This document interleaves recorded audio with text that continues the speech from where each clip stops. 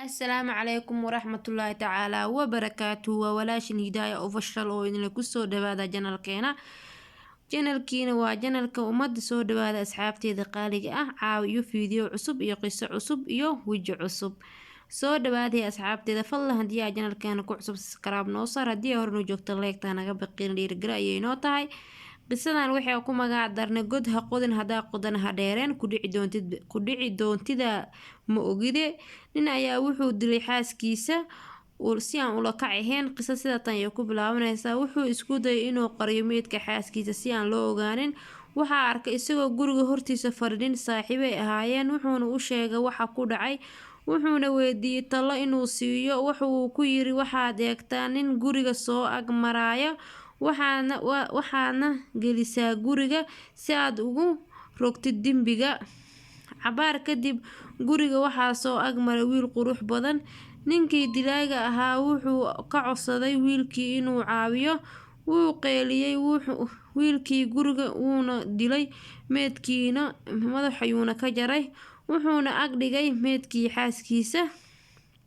wuxuuna u yeeray dadkii wuxuuna u sheegay inuu wiilkan xaaskiisa uu kufsaday dilna ugu daray wayna ku qanceen cabaar kadib waxaa u yimid ninkii talada siiyay waxaana weydiiyay talada ku siiyay ma sameysay ninkii dilaaga ahaa waan sameeyay wuxuu eegay meedkii wiilkiisa allow gacantaada noo dhoor marka wiilka oo asxaabteeda qisada tan yaadi ka hordhin wiilka oo la dilay waxaa dhalay ninka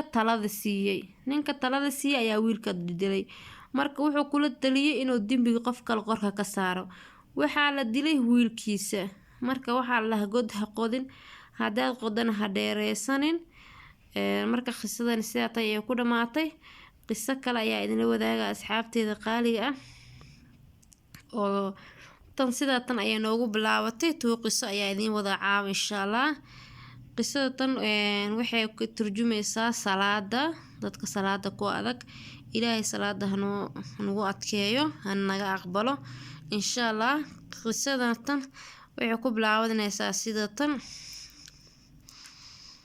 salaada taariikhda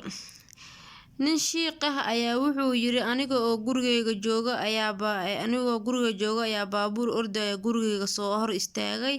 waxaa ka soo degay laba nin markaas ayay igu yiraahdeen shiiqo waxaan u baahanahay inaad meedka noo dhaqdid markaas ayaa ku iri aaway meedkii waxay yiraahdeen baabuurka ayuu saaran yahay markaas ayaan ku iri soo dejiya kadib soo dhiga waxay dhigeen qolka aan ku dhaq lahay meedka markaas ayaan bilaabay inaan meedka furo ninkii markaan wajigiisa ka qaaday waxaan arkay wajigiisii oo dumay isla markaasna timo ka soo baxeen oo la moodo waraabe subxaanallah markaas ayaan dib u cararay oo waxaan u tagay labadii nin markaas ayaan ku iri ninkan maxaa ku dhacay markaas ayay labadii nin meedka igu jawaabeen ninkan shil ayuu ku dhintay kadib shiiqii wuxuu yiri waxaan dib ugu soo noqday meedkii laakiin haddana waxaan la kulmay mucjiso kale markaan meedkii isdhahay wajigiisa xagga dambe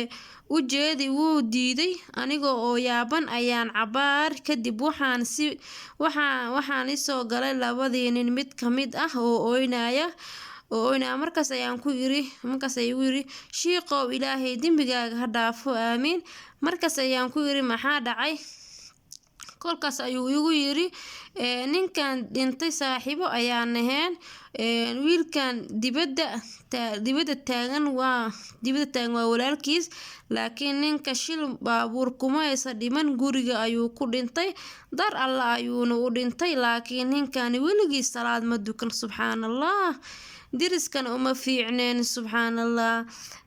waalidkiisna ma uusan xiriiri jirin waa saddexda shay oo ugu xun marka waa saddexda shay oo ugu xun qisadan tan sidaa ayay ku dhamaatay asxaabteeda qaaliga ah salaada waa tiirka nolosha ilaahu salaada nagu hanuuni rabbi raxmaano tirkeena la shubaayo salaad ilaahay nagu hanuuniyo labadeena qasidaas ayaa noogu dhamaatay god ha qodin hadaa qodana ha dheereenin iyo taariku salaada fadlan asxaabtaada share u dheh inay anfacdo ayaa laga yaabaa qisooyin badan waa idiin soo wadaa insha Allah iyo sheekooyin insha Allah waadna ka heli doontii janalkeyga waxyaabo badan oo idinka faa'iideeyo ayaa idiin soo wadaa ilaahay ila soo garab galo iina soo duceeya markasta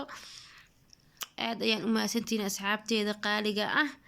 marka salaada waa sheyga nolosha ma fahanteen asxaabey habeen walba iyo maalin walba qiso cusub ayaa idiin soo geli doona hadduu ilaahay ka raali noqdo marka soo dhawaada asxaabteeda qaaliga ah waa walaashin Hidaaya Official meen dhahaa kusoo dhawaada janalkeena waa janalka umada soo dhawaada asxaabey martiha iska dhiganina sheertana noo qabto dad badan ayaa anfici doontaa qisooyinka badanna waa idiin soo wadaa insha Allah iyo riwaayadooyin iyo guri sharaxaad maxaa idinkaga taabtaa cabaayado shishidan kareemooyin wax badan hadda wax badan kow ila wala soo dhihi karaa ku dhayaa ilaahay ila soo garab galo insha Allah waa idin jeclahay asxaabteeda dhamaantiin aad ay u mahadsantihiin dhiirigelintiina commentigiina quruxda badan leegtiina markasta si ay dhiirigelisin aad ay u mahadsantihiin wax soo koobi kara ma ahan ma fahanteen asxaabteeda nabigeena ku salli sallallahu alayhi wasallam